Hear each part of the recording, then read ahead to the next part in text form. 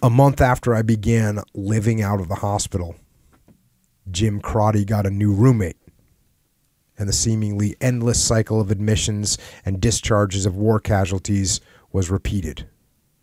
When I first met Lieutenant J.G. Bob Kerrey, he had just been assigned to the bed space I had formerly occupied, and the doctors were evaluating his injured right leg to determine the level at which it would be amputated.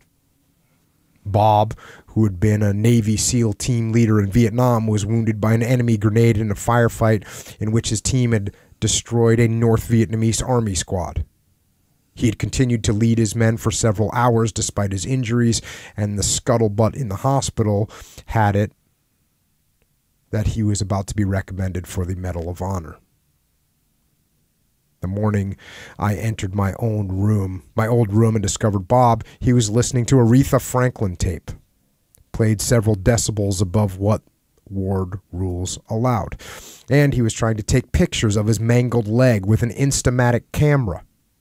He seemed oblivious of pain, and after I introduced myself, he handed me the camera and asked me to snap a few pictures of his leg for the American Legion folks back in his home state of Nebraska. Jim and I exchanged glances, but neither of us could tell if Bob was delirious or just marching to the beat of a different drum. I took the pictures while Bob joined Aretha in singing Respect, and I sensed immediately that life on SOQ-12 was about to undergo a rejuvenation. So here we have a guy from the SEAL teams.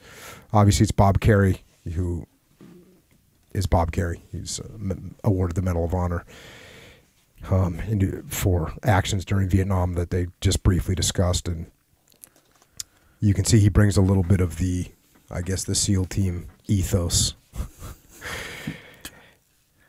Back to the book. Within days, Bob was taken to the operating room, and when he returned, his leg had been removed at mid-calf. During the first few days after the amputation, he fought taking the kind of pain shots for which Jim and I had begged, and his stoicism, though unnerving, was a source of amazement to us all. Jim and I had learned how to dull the pain with narcotics, and though Bob's wounds were not as severe as mine, or his pain as great as Jim's, we wanted to see him more comfortable, and to have our view confirmed that morphine was indispensable to recovery.